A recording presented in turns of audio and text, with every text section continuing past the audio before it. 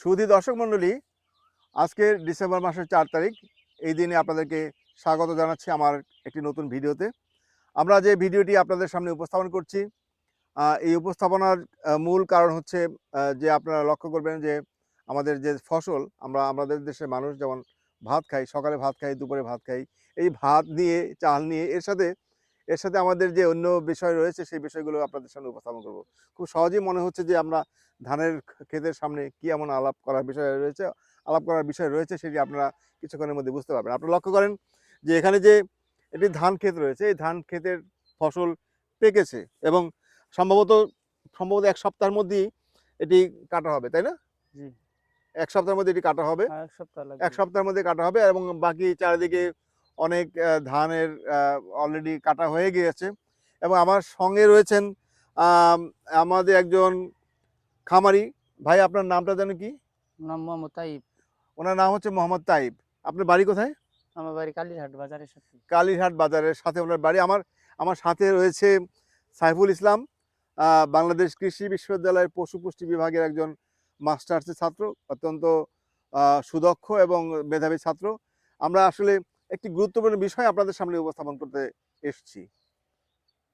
এই যে ধান দেখতে পাচ্ছেন, এই ধানের ফসল সারা দেশে এইভাবে ধান উৎপাদন হয়ে থাকে। কারণ আমরা ভাত খাই, কার্বোহাইড্রেট খাই এবং সকালে ভাত খাই, দুপুরে ভাত খাই, রাত্রে ভাত খাই এবং আমাদের আগের আমলের যে পিঠাগুলো রয়েছে, আপনার বিভিন্ন ধরনের চিতই পিঠা, ভাপা পিঠা বা ইত্যাদি পিঠাগুলো রয়েছে, এগুলো যদি হিসাব করেন তাহলে দেখবেন সেগুলোও কিন্তু এই চাল দিয়েই তৈরি। অর্থাৎ কার্বোহাইড্রেট ভিত্তিক, শর্করা ভিত্তিক খাবার বাংলাদেশের মানুষ খেয়ে থাকে এবং সেই কারণেই এত ধানের চাষ। প্রশ্ন হচ্ছে যে মানুষের সংখ্যা বাড়ছে, যার কারণে আমাদের খাদ্যের উৎপাদন বাড়াতে হবে এবং খাদ্যের উৎপাদন বাড়ানোর জন্য যে উন্নয়নশীল দেশসমূহ রয়েছে, বাংলাদেশের মতো আরও যে সমস্ত উন্নয়নশীল দেশ রয়েছে, সেই উন্নয়নশীল দেশের উপর চাপ অটোমেটিক্যালি পড়ে যাচ্ছে গ্লোবালাইজেশনের কারণে এবং সেই কারণে বাংলাদেশের মানুষ বেশি পরিমাণ ধান উৎপাদন করছে এবং ধান উৎপাদন করাই শুধু নয়, এখানে উচ্চ ফলনশীল ধান উৎপাদনের বিষয়টি এখানে গুরুত্বপূর্ণ। আগে যে ধান চাষ করা হতো সে ধানের গাছগুলো খুব বড় ছিল এবং কম পরিমাণ ধান উৎপাদন হতো। পরবর্তী সময়ে যে সমস্ত প্রতিষ্ঠান হাইব্রিড জাতের ধান উদ্ভাবন করেছেন, সেই উদ্ভাবিত হাইব্রিড ধানের যে গাছ, সেই গাছটি আকার কিন্তু ছোট থাকে, কম থাকে। কম থাকার কারণ হচ্ছে যখন ঝড় হয়, ঝড়ের সময় এই গাছটি হেলে পড়ে না এবং গাছটি যদি হেলে পড়ে তাহলে এই গাছটি এখান থেকে কিন্তু ফসল আহরণ করা খুবই মুশকিল এবং কম আহরিত হবে। এর বাইরেও রয়েছে আপনার ধানের শীষ। দেখেন, লক্ষ্য করেন, অনেক ধান উৎপাদন হওয়ার কারণে এই যে ধানের শীষের যে গোড়া রয়েছে, এই গোড়াগুলো খুব শক্ত। এইভাবেই তৈরি করা হয়েছে এই সমস্ত জাত। এই গোড়া শক্ত হওয়ার কারণে এই যে লক্ষ্য করেছেন যে ধান কেটে এখানে রেখে দেওয়া হয়েছে এবং এটি কতদিন রাখা হবে এখানে? এই যে ৫-৭ দিন। ৫-৭ দিন পরে, যখন ৫-৭ দিন পরে যে এটিকে বাড়িতে নিয়ে যাওয়া হবে কিংবা এখানেই মাড়াই করা হবে এবং এই যে ৫-৭ দিন এখানে থাকলো, এই সময় কিন্তু এই ধানগুলো কিন্তু আপনার ঝরে পড়বে না। এই যে ধানগুলো ঝরে না পড়ার যে একটা বৈশিষ্ট্য, এই বৈশিষ্ট্য এখানে লক্ষ্য করা হয়েছে যখন এই জাতটি উদ্ভাবন করা হয়। অর্থাৎ প্রথম কথা হচ্ছে এটি খাটো হবে। খাটো হওয়ার কারণে এটি হেলে পড়বে না, যেহেতু অনেক ধান এখানে তাকে ক্যারি করতে হবে। এই যে খাটো হওয়ার কারণে আমাদের দেশে যে খড়ের উৎপাদন কমেছে। শুধু তাই না, এই খাটো হওয়ার কারণে আমরা লক্ষ্য করেন যে এই গাছটির গোড়া একেবারে গোড়া থেকে কাটা হয়েছে। এই মাঠের মধ্যে কোনো নাড়া নাই কিন্তু। আগে যে আমরা স্ট্রোভার বলতাম, যে নাড়া, সেই নাড়া নাই কিন্তু। একেবারেই গোড়া থেকে কাটা হয়েছে, কারণ গোড়া থেকে কাটতে তারা বাধ্য। কারণ মাড়াই করার জন্য এটি থাকাটা আবশ্যক, তাই না? এটা যদি খাটো হয় তাহলে বাড়ি মারা সহজ না, তাই না?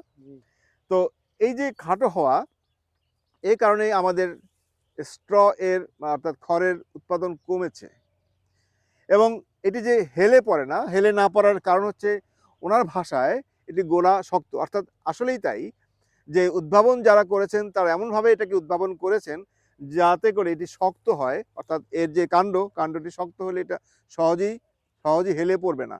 এই যে কাণ্ডটি শক্ত হচ্ছে, এই শক্ত হওয়ার কারণ হচ্ছে এর মধ্যে যথেষ্ট পরিমাণে লিগনিন রয়েছে। আমাদের কাঠ যেমন খুব শক্ত থাকে, এর ভিতরে সেই কাঠের যে উপাদান, সেই লিগনিন, লিগনিনের পরিমাণ বেড়েছে। এর বাইরেও যে আপনারা যে ধানের যে গোড়া বলেছেন, গোড়া লক্ষ্য করেছেন, এই ধানের গোড়ায় কিন্তু সিলিকার পরিমাণ বেড়েছে। অর্থাৎ সিলিকার পরিমাণটা বাড়া এবং এই ধানের যে যে পাতা রয়েছে, এই পাতায় কিন্তু যথেষ্ট পরিমাণ সিলিকা বেড়েছে। লক্ষ্য করবেন আপনারা, এমনিতেই এই যে এটাকে কেমিক্যাল কম্পোজিশন যদি আপনারা দেখেন তাহলে সিলিকা বেড়েছে এবং এর এর ভিতরে কিন্তু এই শার্পনেস রয়েছে। আপনারা বেশ কিছু হাতে বেজে যায়, এটি লক্ষ্য করবেন।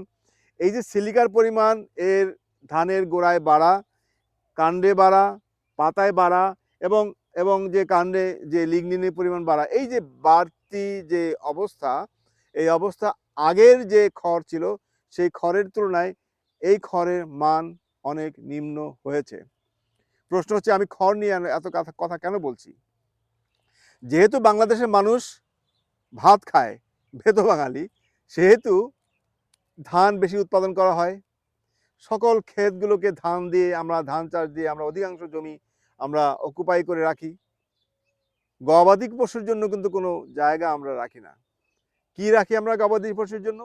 আমাদের দেশের উপযোগী যে দেশি গরু, সেই গরুগুলোকে লালন পালন করা হতো খড় দিয়ে।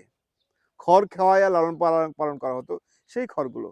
সেই দেশি গরুর জন্য খড়, সেই খড়ের যে নিম্নগামিতা, মানের যে নিম্নগামিতা, এই নিম্নগামিতা কিন্তু দেশি গরুর জন্য কিন্তু আর এই খড়টি উপযোগী নাই। আমি যে কথাটা বলতে যাচ্ছি সেটা হচ্ছে এই যে খড়, এই খড় দিয়ে আর কখনো আমাদের দেশি গরুর কাছ থেকে আমরা কিন্তু বেশি কিছু আশা করতে পারি না।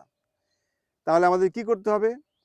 আমাদের সরকার কিন্তু কৃত্রিম প্রজননের মাধ্যমে আপগ্রেডেশন করছে দেশি গরুকে, এবং দেশি গরুকে আপগ্রেডেশন করছে, এবং যদিও এটিকে হ্যাপাচার্ডলি করছে তারপরেও আপগ্রেডেশন হচ্ছে। অর্থাৎ এর যে জেনোটাইপগুলো, সেই জেনোটাইপগুলো উন্নয়ন ঘটেছে। দেশি গরুর জন্য যেহেতু এর উপযোগিতা কমেছে, তাহলে এই ক্রসব্রিড গরুগুলোর জন্য কি উপযোগিতা বেড়েছে? না। ক্রসব্রিড গরুগুলোকে আরও ভালো মানের খাবার না দিলে তার কাছ থেকে কিন্তু ভালো উৎপাদন আশা করা যায় না। যেহেতু খড়ে নিম্নগামিতা হয়েছে, এবং এই নিম্নগামিতাকে আমি অন্যভাবে উপস্থাপন করতে চাই, সেটা হচ্ছে যে স্পেশালাইজেশন। একটি ব্রয়লার যেমন বেশি পরিমাণ মাংস উৎপাদন করে, একটি লেয়ার যেমন বেশি পরিমাণ ডিম উৎপাদন করে স্পেশালাইজেশনের কারণে, ঠিক একইভাবে ধানকেও কিন্তু এইভাবে গুরুত্ব দেওয়া হয়েছে, স্পেশালাইজেশন ফর গ্রেইন প্রোডাকশন। অর্থাৎ এই যে ধান উৎপাদনের জন্য এখন হিসাব করা হয় এর কাণ্ডের তুলনায় এই কি পরিমাণ বেশি ধান উৎপাদন করছে, এই যে গ্রেইনের যে রেশিও, সেটিকে হিসাব করা হয় এর উপযোগিতা হিসাবে বা এর মান হিসাবে। যেখানে এই গ্রেইনের উৎপাদন বাড়া নিয়ে ভাবছে এবং সেখানে আপনার খড়ের উৎপাদন কমা নিয়ে ভাবছে, অর্থাৎ কমাতে চাচ্ছে, সেই জায়গায় এই যে স্পেশালাইজেশন, সেই জায়গাটাতে আমাদের চিন্তা করতে হবে। আমাদের আর কোনো সুযোগ নেই গবাদি পশুকে খড় খাওয়াইয়া বড় করার বা তার কাছ থেকে উৎপাদন পাওয়া বা আশা করা। আসুন আমরা সবাইকে অনুরোধ করি যে স্পেশালাইজেশনের মাধ্যমে যেমন ধানের উৎপাদনশীলতা বাড়ছে, ঠিক একইভাবে আমরা যেন আমাদের গবাদি পশু লালন পালনেও আমরা স্পেশালাইজেশনকে বিবেচনা করে থাকি। এটি না করলে স্পেশালাইজেশনের এই যুগে সমগ্র পৃথিবীতে যেখানে স্পেশালাইজেশন হচ্ছে, সেই সময়ে আমরা যদি পেছন দিকে যাই, তাহলে আমাদের জাতির বা দেশের উন্নয়ন কখনোই সাধিত হবে না।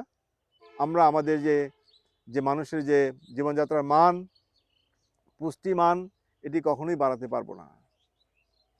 সবাইকে অসংখ্য ধন্যবাদ আমার সাথে সাইফুলকে আমার সাথে থাকার জন্য, এটি ধরে রাখার জন্য ধন্যবাদ। খামারি ভাই, আপনাকে অসংখ্য ধন্যবাদ। আপনি আমাদেরকে বিভিন্ন তথ্য দিয়ে আমাদেরকে সাহায্য করেছেন।